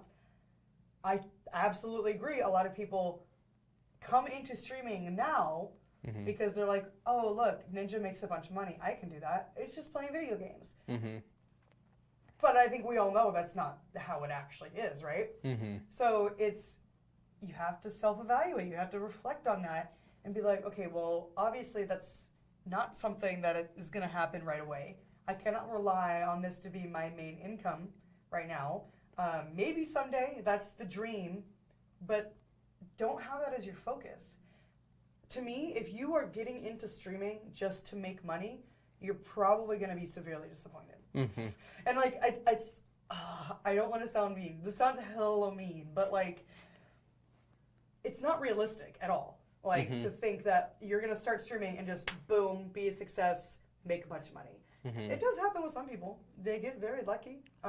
They're very entertaining, right place, right time, right type of content for the audience that's currently there. Like all this really great stuff that's happening for these people. And those are the people that are like, they're the shining star miracle stories. But from most people, I know so many full-time streamers that also have full-time jobs. They're not partnered, and they still stream daily, and they've been doing it for years. They're working hard to get there. They're doing it for years. And they may make $200 a month, but they're definitely not like, by any means, like that can be their full-time job. Like they can't support their entire family off of that. So don't get into it to make it your profession. Get into it because it's fun. And if you have dreams of someday making it like your full-time job, that's fantastic. Yeah. I don't think people should expect those things right off the bat. So. Yeah, and if you're working to get partnered, be prepared to work very hard. It's hard. Be prepared to like leave your home. Like be prepared to travel to TwitchCon like every single year it's available and network until you can get there because it's rough. Yep. It's a rough journey. That's it right there, and you kind of touched on it. Miss Ignawa said, also consider you might be putting any money you make from the channel back into the channel. Oh yeah. Think of it like a business. Not even think of it. It is a business. Your brand is your business. Period. In a business, you open a business, you're probably not going to see any income for a couple years because anything that you get in is going to go right back into the company, right? And so like, oh, okay, I got this many subs this week from my affiliate with Twitch, and then, okay, that's going to pay out $100. Okay, I got that $100 in. What am I going to do with this now? I could spend it on like, these bills or getting groceries or something, but I also, like, I really want to upgrade the quality of my stream, so I'm going to get a new microphone. You're probably going to go get that new microphone. You're going to go right back in, but then maybe next month you're getting more people into your stream because the quality of it is better. But it's a really hard balance, and it's not easy because I think a lot of people have expectations about having a full-time job and having a salary. It's not the same thing at all. It's very hard. Like I said, like, oh, it's just playing video games. Like Xanata said, ha ha ha, just playing video games. Good one, exactly. It is absolutely not just playing video games. Yeah, I think actually I've seen. I can't really list an example off the top of my head, but something that I could possibly think of happening is, let's say you're a little bit on the smaller side of streaming, but there's a game that you're from a not so big studio, but like you want to work with them very much, Sometimes like there's companies out there that's willing to work with streamers and partner, and to join like their streaming team and stuff like that. Sometimes that could actually help you grow.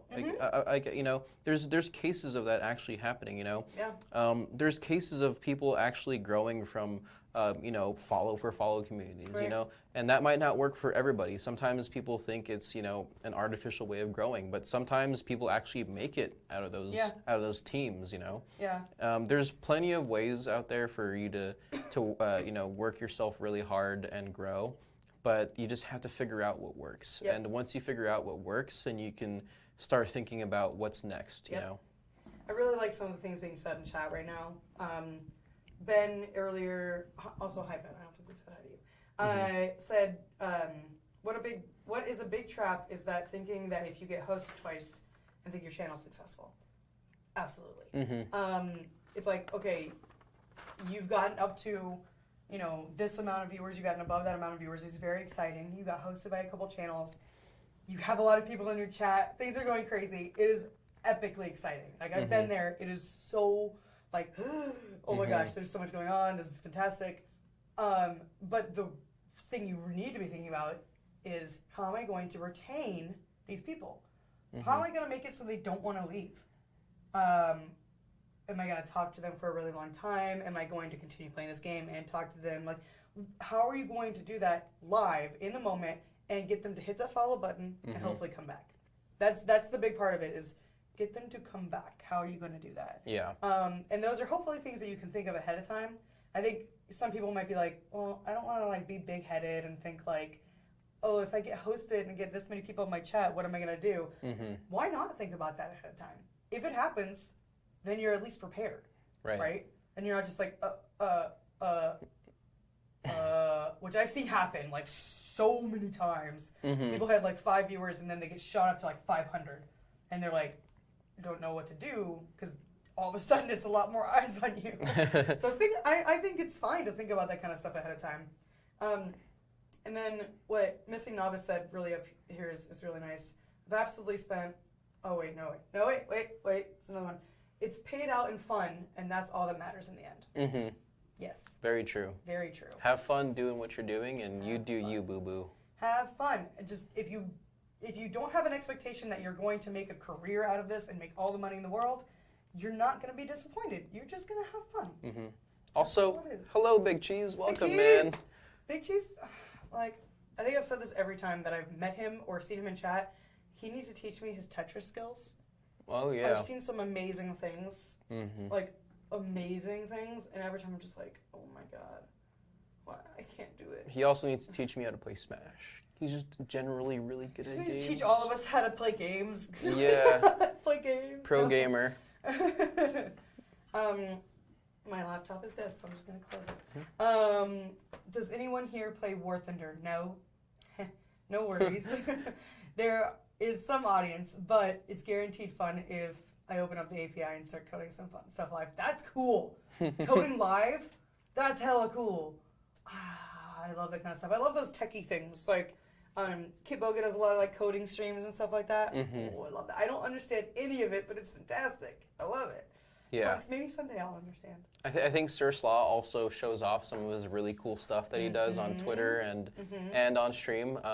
I think he just recently made the houses system publicly available. Or he's going to. Or it's one of those things, it's one of those things. I think you have to sign up for it. But if you guys haven't heard of that system, I think it's really, really cool. So cool.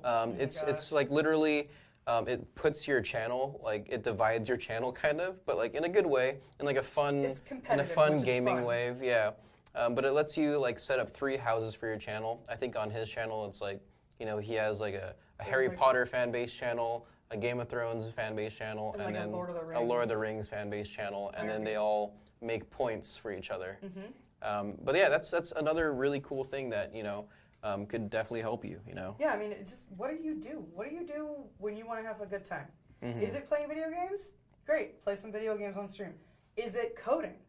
Go do that. Is it learning? Like, this is a thing, and I actually haven't seen too much of this, but like, if you really like to take classes, take some classes on stream. Not like physically. Like, there's a lot of websites that do different classes, or like you can learn stuff or learn how to like do something on stream. Maybe you're learning how to draw on stream. Share that with your community. Share that with the audience. I think that's a really fun process, and you can get people in that are like, oh, you know, like, I do it like this. I don't know if that would help you. Maybe do this way kind of thing. Like backseating, but teaching you how to do something. I think that would be fun. So Big Cheese earlier said conversation is key. Questions lead to answers, and you can reply to the answers.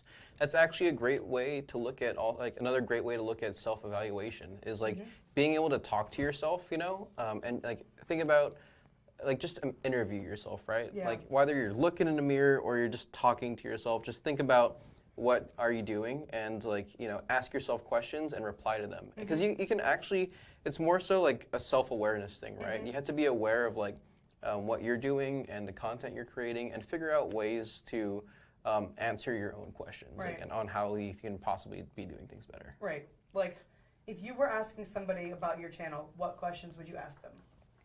And ask yourself those questions. Think of it like that. I'm trying to like catch up on chat. Everybody's talking so much. I love it. Yeah, You guys are amazing today. This is crazy. I Yeah. love it. Mm-hmm. But oh, that's why this one closed. Okay, crunching this thing. Evaluating your content. It needs to be done, and it's going to be a very hard conversation with yourself internally. Mm-hmm. Because honestly, you might come to the conclusion that, like, okay, maybe I'm not going in the right direction. Maybe I need to change the way I'm doing things on my channel. Maybe I need to change my content. And it's tough, but if you look back super far in some people's channels, you'll probably notice many of them completely changed the format of the shows they were doing, changed their attitude, whatever they had to change, and then, you know, they probably got more successful after that because they were able to do that self-evaluation, which is absolutely 100% necessary in order to strengthen your channel, yourself, and your community. Mm-hmm. So, I don't know, it's like rainbows and butterflies everywhere. Yeah. But Before we move on to the next topic, Ben Kadon says, what I guess also helps, and is the things I don't have, is like having 1 to 2 stable mods viewers that are there when you stream and keep new viewers company is a good way. Yep.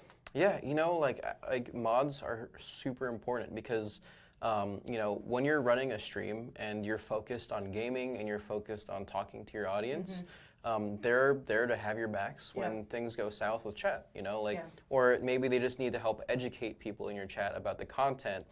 Maybe they're helping put in commands when people ask questions, right? I see this all the time when I jump into a chat and I'm like, let's say it's a game I've never seen before. I mean, yes, sure, the game category is right there, but it's like, hey, like, what is this game like? What is the game about? And then they'll have, and then the mods will pop out like a chat command that's like, you know, exclamation point game, and then it's like, oh, this game is a third-person shooter, and I'm like, it answers all your questions there without you having to do that. It makes life so much easier. And something that I think is always really beneficial is so many of the games nowadays, especially the most popular games people are streaming, require your like ultimate, like unbiased, I don't know, like your focus, your absolute total focus. So it's hard to play that game and also read chat. You gotta look over here, it's difficult. So having really stable, good, friendly mods in your channel that are there when somebody asks a question or new people come in, and to be able to welcome them in and be like, hey, I'm here, do you have any questions, like answer the questions that are in chat for you. I think it's really important. And sometimes it's hard to find them because maybe you don't have somebody or people in your community that are like perfect for that kind of role. So it's a process of finding them and also making sure people are on at the same time as you. I know there's a lot of streamers out there who have kind of random hours sometimes. So they have a lot of mods that are good with all areas and all sections and all time zones. And so it's just like, yep, if I'm on at 2 a.m., I know that that person's going to be there and everything's going to be fine. So it's tough, but it's really beneficial if you can find those people. Yeah, 100%. Moving on to the next topic here. The next topic we have here on the list is setting new goals. One of the best things you can do after taking time to evaluate your channel and your content is to set new goals for yourself moving forward. What do you think are some examples of goals here, Audrey? Well, just softballing over to me. Softball, yeah. Softball. No, you don't overhand. You under. Softball. Whoa! Jeez, Softball. Anyway, goals. This is another one of these things that's really good for like personal as well as like your streaming career. But goals of like, I'm gonna stream this many hours in a week. I'm gonna commit myself to streaming at least 8 hours this week. And then you meet that goal and you're like, okay, you can evaluate then, how did that go? Did I meet it? Yes.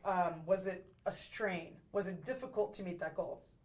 No, it was okay, actually. It was okay. I was able to make the time and make a schedule, and I noticed that people were there consistently because I was being consistent. Great. Can I do it next week? Can I do it the week after? And then maybe growing that as you go, it's like, okay, 8 to 10, 10 to 12, maybe move up to 20 at some point because you're able to accommodate the hours in your week to do that. I want to make another goal. I want to reach this many followers. I wouldn't, if you're going to have a goal like this, I wouldn't set an end date to it. You can if you want.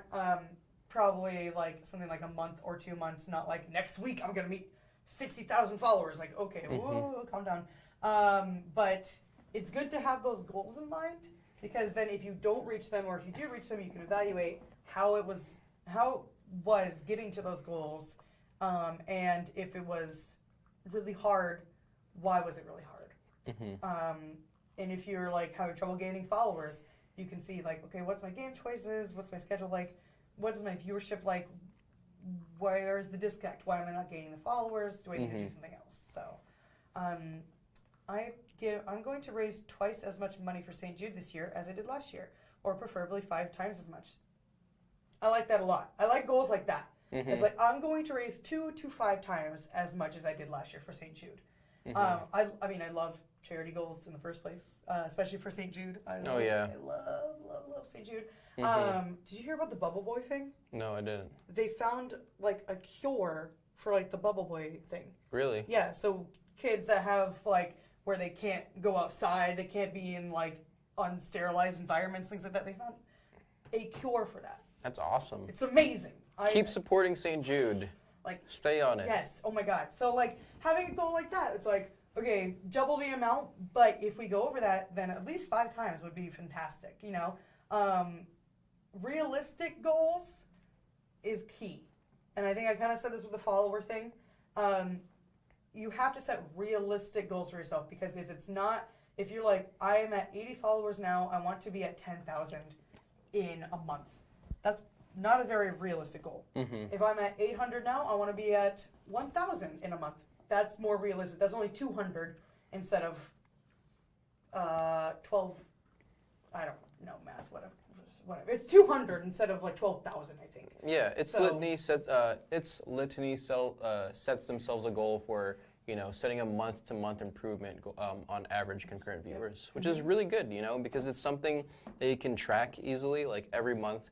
Maybe creating like a report for yourself, or you don't even have to create one. I think once you're on the Twitch dashboard, you can see like how well you performed like in the previous months. It has all those analytics available to you. What I like, one of the few things I like about the Twitch dashboard for stats, I say that in that sort of way, is that it will show you, okay, here's your average viewership for this month or this day. This is this much better than the previous month or day. And it'll actually show you what the actual number is, which is nice. It's like, okay, I gained 200 unique viewers this day. That is fantastic. Why did I gain them this day, and then maybe the next day they went down? Like, what was I playing on this day? What did I do on this day? Did I get hosted or something? And you can make those direct correlations. Make notes, I think, is really important. Like, if something crazy or exciting happened in a day, make a note, or make a mark on your VOD or something like that, because then you'll know, okay, well, I know I got hosted by somebody and it was really good for my channel. I got a lot of followers and I got a lot of people came back from that. Who hosted me? I probably want to host them. And you guys don't remember because you didn't make a note of it, or you can't find it in the VOD. Oops, that's not great. So you want to look into that. That's also, I think, hosting and rating in particular can be on your stats page. It can tell you where some of your viewers came from. But if you got, you know, a few of those, it can be kind of difficult. His laptop just like blue screened out of nowhere. Yep. Oh, that's sad. Let's see. Also, St. Jude Play Live starting today, going until May 31st. I'm so excited to do better. Yes, it is. I believe they call it prize season. It is prize season. It's happening. It's overwhelming, but so often in a good way. Gene therapy used to neutralize HIV to introduce new DNA. People, boy. Nice. It's amazing. It's science. That's crazy. Science rules. Neutralized HIV actually can do a lot of stuff. It's kind of amazing. Also, I will say, when I heard about this Bubble Boy thing, I was like, I feel like I remember that in an episode of Grey's Anatomy. And then I looked at the comments, and indeed, it was an episode of Grey's Anatomy where one of the characters used neutralized HIV to cure Bubble Boy, and then it happened in real life. Grey's Anatomy. Anyway. I do like Grey's Anatomy. That show's been going on forever. I haven't watched like any of the new season. I got all the way caught up, like 10 years of content, and I stopped watching it. I stopped at the airplane one. No spoilers. I'm just kidding. I'll just say airplane. That was a long time ago. Yeah. I wish the Twitch dashboard had income stats in the CSV download. That would be nice. Of like, you know, when you're getting subs and how many subs you got and how much money that equals for you, kind of things like that. That'd be nice. But yeah, I'm aiming for a 10% month-on-month CCV improvement. See, that's very realistic. 4 months and it is working, which is great. That's so great. Congratulations. That's awesome. And that is super realistic. 10%, hell realistic. When you get into, like, you know, you get more CCV, it gets harder and harder, but that's the challenge, right? Mm-hmm. And also, as you're gaining more average viewers, it can be easier to get some more in because there's more people that are probably seeing your channel on the directory, right? Mm-hmm. So that's a really good goal. I like that. There's some other goals like creating more engaging social media content. I know a lot of people set a goal for themselves, like I'm going to post at least one picture a day on Twitter and on Instagram. That's a great goal. Yeah. It's realistic. You can do it. Just tell people about your life. They call it the 365 day challenge. What? Every single day you post an Instagram post for an entire year, and like you make sure every single post is numbered, like 1 out of 365, right. 2 out of 365. I did that in high school in my photography class. Yeah. But we had to do with like film. Nice. Because, no, I'm just kidding. I was actually the last year at my high school that used film. Yeah. That was very sad. My photography teacher sold me illegal animals. He used to sell hedgehogs, and he was like the Saturday school teacher, and he would give everybody French crullers, which are really good. I really like French crullers. But yeah. Guys, I'm confused. Help me, Chad. But I'm liking any help. Reminds me of this app that you recording 1 second of video each day. So you know what's hilarious about that app? I downloaded it because I saw a friend was doing it. And I was like, that is a really good idea. And I did it for 1 day. That was a few months ago. I haven't done it since then at all. I just completely forgot about it. Same. Yep. That is a really cozy room you guys are in. I agree. Yeah, there's so much books back here. There's encyclopedias. There's some, I don't know, it's probably like booze back here. Yeah, that's my favorite cabinet. That desk or that chair, hella cushy. I fell asleep in that chair one time. Mm-hmm. This office is like 500 by 500 square feet. It's very long. Yeah. Long and narrow office, yeah. Very narrow. These are all my grand achievements right here. See that? What is that one right there? I received a degree in photography. Oh, wow, you made it come around there. I was like a little worried for a second. Yeah. Yeah. Mm-hmm. Ben says, Wombology. Ben says, I got the 75 average viewership for the achievement, but now I'm back to the usual 5 to 7, so my goal is to increase 5 to 10 average viewers each month. That realistic?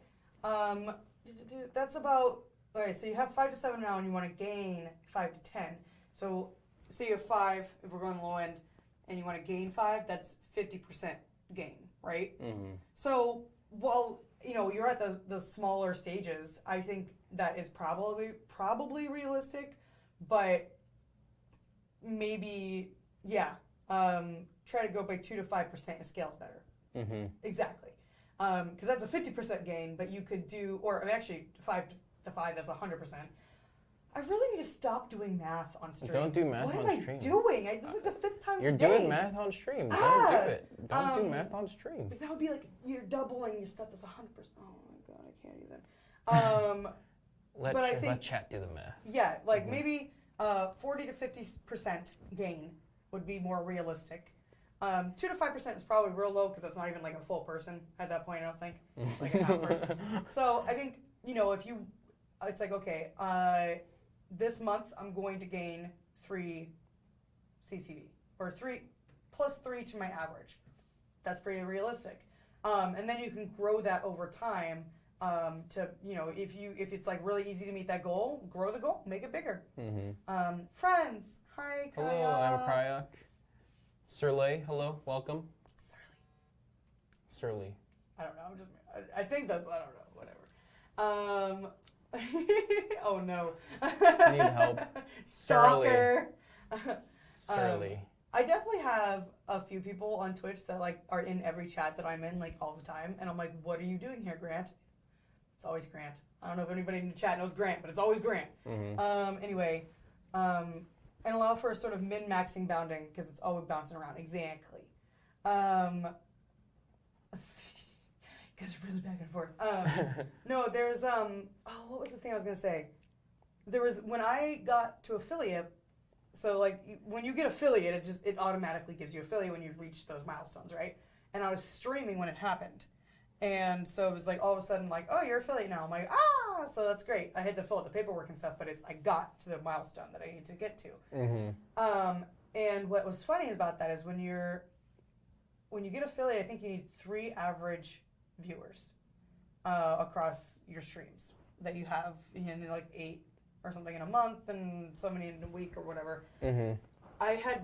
When I actually ended the stream that day that I got affiliate, I looked at my average viewers and I was at 2.7. So you almost met it, right? But I met it during the stream. Oh, okay. But then I went below it. Oh. Yeah. No, but that's the thing, right? Like, even if it's by just point whatever, it still counts. I think it's still important. That's still a person, even if it's just an arm or a leg. No, I'm just kidding. But it's viewers. It's viewers that exist in some way, shape, or form. So you want to, like, set those realistic goals of like, okay, I'm only gonna add a few people this month or whatever like that. Or I want to add this many people this month. So how am I going to do that? How am I going to reach those goals? Am I going to change what I play? Am I going to do something different here? And then it's also hard because then you have to think about, well, if I'm changing what I play, are the other people that are already here going to stay? There's a lot to think about. It's hard. Yeah, that would have meant like every month increase the number by 5 to 10. Yeah. No, I think that makes sense. And making it a wider goal like that, 5 to 10, right? Then that it scales. It scales all right, and you're not like disappointed or whatever if you don't reach exactly 10 because you have the range. Yeah, percentage scaling better than just raw numbers, even if it doesn't scale correctly. Sometimes it's way more fun to look at percentages because if you have 5 average viewers and you gain 5 in a month, you gained 100% new viewers. Hey, that feels freaking amazing. Sterling says, I've always thought focusing on being a variety streamer pays off more if you can power through the beginning, because people will stay no matter what you play. I've seen too many people get locked into one game and get destroyed in viewership when they switch. Yes. I 100% agree with that. Yes. Variety streaming seems to be really tough, though. You know, like being able to jump and like play so many games. Like some people want to watch you finish a game, right? So some people will see you playing a game and they want to see like the full playthrough of it, you know? And that can be a challenge on yourself because that's where you actually have to play games like really hard, you know?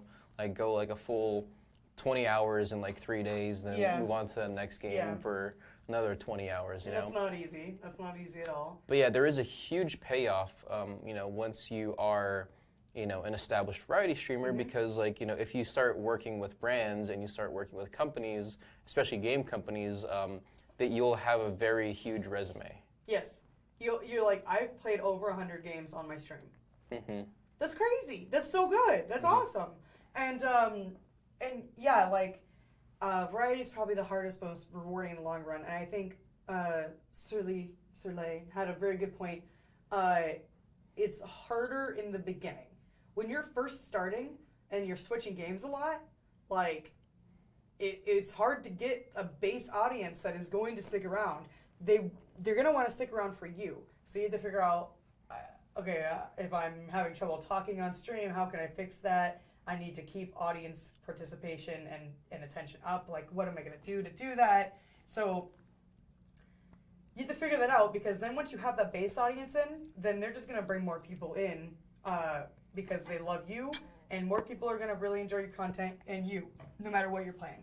Plus, it's better for brands because they're going to be like, oh, well, you play a lot of games, right? So you can present yourself like that, like you were saying, and then it's your audience isn't just gonna leave if you're gonna do a sponsored game stream that's outside of your norm, right?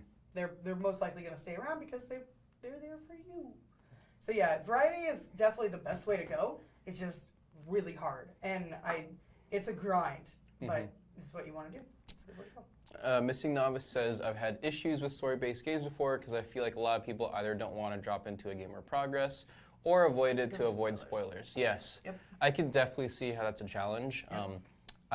I actually, whenever there's a story game, a single-player game that comes out that I definitely 100% intend to play, I actually really avoid watching my favorite streamers play it. Like for example, Ko, right? He plays a lot of story-based games, and if there's a game out there that I really want to try, I just won't tune into his stream at all and wait for the next one. Yeah. And that's why I think in those situations, it might even be worth it to look into maybe streaming that story-based game for like a segment of your stream and then moving into something different. Because like for those 2 hours, you can have the audience that wants to watch you continue the playthrough of a story-based game. Right. And the other half can be like you playing a multiplayer game with friends or something a little bit different. I mean, it's up to you and how you run your stream, but I guess that's one solution or one piece of advice I can give for story-based stuff. And something else on this topic that I think kind of ties in with what we've been saying is like, okay, I'm bringing it back. God of War just came out. God of War came out. Everybody's streaming God of War. I'm gonna go stream God of War. Well, your core audience is also very interested in God of War, so they want to play it on their own. They're either going to be playing it or they want to avoid spoilers for the game, so they're not going to watch you play it. And then a bunch of other people are already streaming it that are way higher up in the directory, and it's hard for people to come down and see you somewhere, right? So maybe that's not the best game choice right now. A month, 2 months passed down the line. I still haven't played God of War. Hey guys, you want to do a God of War playthrough? And people are like, oh my god, yes. I'm so excited for you to see all these parts that I really love. And so then they watch you play it, and you're like one of the only people playing it because everybody's done, right? Everybody's already done the game. And I love watching people play games that I've already gone through, and I'm like, ooh, what are they going to think about this part? Or I sit there and I'm like, do the thing! Oh my god, it's over there! I scream a lot, but... Oh, yeah. Like, I love doing that, and I like Man vs. Game always does that. Yeah. You will never, ever, ever see him play a game right when it comes out. Yeah, I've seen this a lot, too, and I actually tune into a lot of those streams myself. Like, it's people who are just now picking up, like, The Last of Us, or even better, like, let's say if you've never played Dark Souls 1, 2, and 3, and Sekiro or Bloodborne, and you start playing that now, like years after these games come out. Borderlands is going through a thing like that now, too. Yeah, you have so much content to cover, but people have already seen it, but, like, they want to see you play it and to see a blind playthrough. I've seen when people add, like, blind, like a blind playthrough, no spoilers thing in their title or in their chat bots. It's like people just get really excited when they're about to run into a special moment in the game, and they're just like, oh yeah, he's about to find out how to beat this guy, It's something they don't really spoil for them, but wow, like it's really fun, and like I think viewers really like that stuff. Yeah, and I think Missing Novice actually brings up something interesting. There are games that I need to play when they come out, so I don't worry about spoilers myself. So I play it and then maybe just do a rerun at a later date. I like the reruns at a later date, but what I like even more is, especially if it's a game that you can do this in, not all like RPGs you can do this in, right? But if it's a game where it's like there are multiple paths that you can take, like I love that when people do this with Star Wars games. It's like, okay, I'm gonna do an evil run through now. I've already played the game, I've finished it. Now I'm gonna do an evil run through. And people are like, oh shit, what's gonna happen? He's gonna be evil. Oh my god! Like, yeah. This chat is popping off, by the way. Jeez, I can't keep up. You guys are amazing. Yeah. Let's see. I stopped playing Sekiro when I got power bombed. Yeah. I haven't watched a lot of that. It's not really my type of game. But man, I love seeing some of these clips and highlights from people's streams of like beating the final boss, and it's just so emotional. Like, oh my god. Yeah, I actually streamed Sekiro when it came out, and I was like, I was like, ugh. I was like, the pressure. There's so much pressure. I don't know what to do.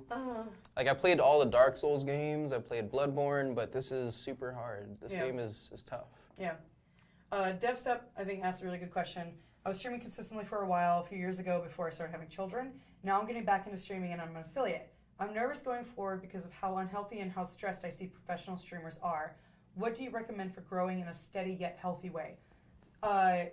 We are very much about work-life balance here, and something I always recommend is make a schedule and make sure you know your days off and your specific hours that you are going to stream. Not only will it benefit you because you will have hours, work hours, like you would at like a normal job, but it will also benefit your community and your audience because they will always know when they can rely on you to be online. Oh, he's not going to stream because it's Saturday. Oh, okay, today he's going to be online at 8 a.m. Like, I know I'll be there. Like, having a schedule that you stick to, very important that you actually stick to it and it's very consistent, is only going to benefit you. Like, in no way is that going to hurt you. When I say make a schedule, I mean look at the times that you think you want to stream, and then look at who else is online at the time, playing games that's similar to what you want to be playing. Maybe this time frame is not the best time for you to be on. Could you do another time? Let's see. Let's look at my calendar and see what else I could do. I think that is probably top 3 importance of making sure that you can do it healthily. Yeah, I think like Audrey said, and I think she pretty much covered like all of it. But like once you when you're growing, and I think when you're a relatively new streamer, like having a schedule is important. But maybe like when you're a little bit more established, you can get a little bit more loose. You know, like once you have a built community that almost like runs on itself, like you have mods lurking on the channel 24/7, just chilling, watching like all the hosted streams that are on your channel. Maybe then you can start looking about like letting a little bit loose on your schedule and just streaming whenever you want to stream. You know, because it's also about figuring out like what your priorities would be, right? Like, let's say you've already made it. You know, like let's say you reached your goal of being a partner Twitch streamer. You have a well-established community. You're getting like maybe 200, 300 average concurrents, but like what's more important to you is like, you know, your family, your personal life. Then it's at that time you can make a decision on what you want to do. You can continue with the schedule and kind of like see if that continues to work, or you can start letting a little bit loose, you know. Or changing your schedule, whatever you have to do. Whatever you have to make do. It work. Do you think it's a good idea to set a public go live time on your schedule and then a personal go live time that's like an hour earlier? I like this. I feel giving myself an hour buffer or so is nice if I need to get stuff together. So I always talk about when I stream. I never stream, but when I stream, I always am like, okay, I have everything set up. It's taking me 10-15 minutes to set up. Now I'm gonna go like relax time. I'll tweet in 5 minutes that I'm going live, and then in 5 minutes I'll go live and have a go live stream for another 5 minutes, and then I'll be there, right? I think that's a really good idea. You said like a public go live time at like 5 p.m., but you're like your calendar goes off at 4, saying, okay, time to get all set up, get ready, get settled, get into the right headspace that you need to be in order to entertain. Yeah, like it's like the prep work, right, prior to getting your live stream going. Like if you think about like, okay, I'm gonna have a party and everybody can be like, the party starts at 6. That's when I told people to come at 6 o'clock. Ideally, you don't want to be doing stuff until 6 o'clock getting ready for the party. You probably are, because if you're anything like me, that's just how you live your life. But like ideally, you are prepared at 5, and then you can chill the heck out and be ready to have a fun party at 6. Yeah, exactly. This is general life tips. I don't know on how to have a party. I mean, it is a party basically. So, honestly, that's kind of a personal opinion. I think a schedule helps with structure, but you need to do what makes the most sense to you. Yes. You are correct. Very true. Yes. Or, and I wasn't going to say this, but I knew someone in chat was going to say it, or you can just do the Anthony go live tweet 2 hours later, the start of 15-minute intro, and then he's still late. Yeah. every day is like, okay, I'm gonna be late, guys, and then he turns on like the timer that's 15 minutes, and then we wait around for like another 5 minutes. But I love it's fine. See, Anthony has gotten to that point, like Zach said, where he can just kind of like he can do what he wants in his schedule because he always has people there, always. So you have people in your chat that are just ready to go. Party at the office when after this stream is over. Ooh, I just dabbed on you. Dab. Oh yeah. Also, I thought I'd bring it up since I guess we're talking about stream schedules and stuff, but it might even be really helpful if you're streaming pretty often and you aren't able to make it a stream. Just air a rerun. They have those now, right? They have those. You can totally air reruns of your previous streams. So maybe on a day where you're sick and you can't stream, or like you just need to take care of a personal problem and you can't stream, then go ahead and like dig through your VODs real quick, pick like your favorite highlight, and then just air it, you know?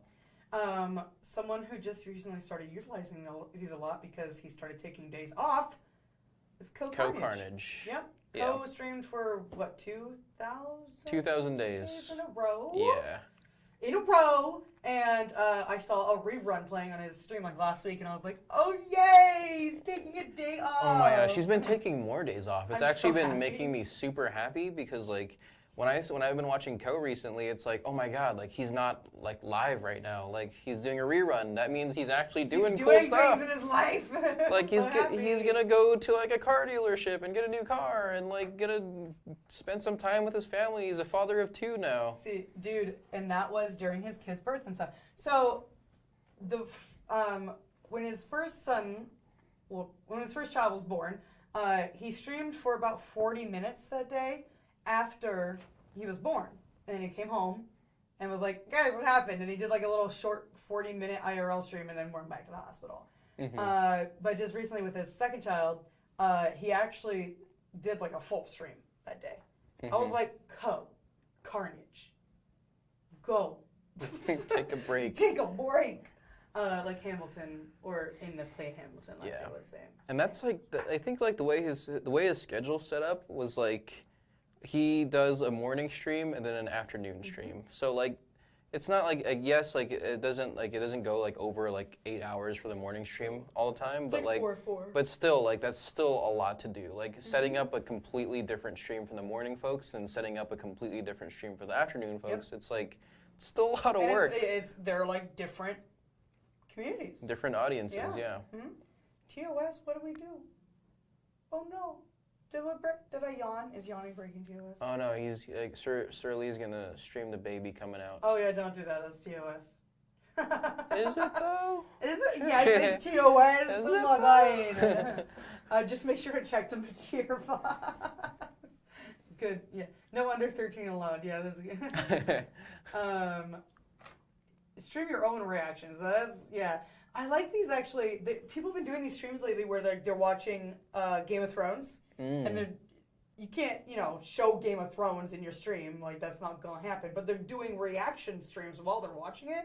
I freaking love this stuff. Oh, it's so good. Because it's like, that's what I do when I watch it. Like, when it's just me and my fiance, I'm just screaming. Literally screaming. And, like, I don't know, maybe I should do a reaction stream on Sunday of just like, guys! Do like it. That. Yeah. That was a horrible noise I made. So sorry. Okay. Chat. You've been very good today. Thank you for being so amazing. I love you all. I love you. Do you guys have any questions that you want to ask us before we go? Do you have any comments? Do you have any things? I don't know what I'm doing with my hand, but yeah. I want to have the emotion. The guy that watched the Star Wars trailer, I know, right? Oh my god, I love that guy so much. But that was also me watching the Star Wars trailer. I was like, how do you deal with imposter syndrome? That is actually a really good question. I think a lot of people in this space have imposter syndrome. And I think it's just, I think you have to do self-reflection. Honestly, like, kind of like, okay, who am I? What's my identity? What's my channel identity? All that kind of stuff, I think, kind of helps with that a little bit. But I'm not an expert on it at all. At all. Me neither. At all. So that's just my random thing. Evaluate yourself. That just made everyone in the office jump. They hear it from me constantly. Just ask anybody here in this office, and they'll be like, yeah, she makes the craziest noises all the time. That's just me. Fall so deep into imposter syndrome that you fool even yourself. Don't do that. No, it's not good advice.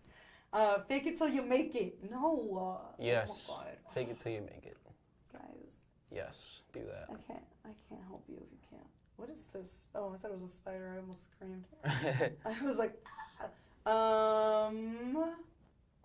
become a trickster god. Yes, that is solid advice. And with that, I'm going to say goodbye to all of you. Yes. I love you all. You all are amazing. Thank you so much, chat. You were super cool today. Thank you all for stopping by. Thank you, Frisk, for the host. Thank you, Anthony, for the host. Love all of you so much. The next time you see me, I will be married, so there's that. Yay! Audrey's getting married. Ooh. Next weekend, not this one. DJ Party Pam. DJ Party Pam. Yeah. Okay, bye guys. Bye-bye. Thank you so much for being office hours today. Take care.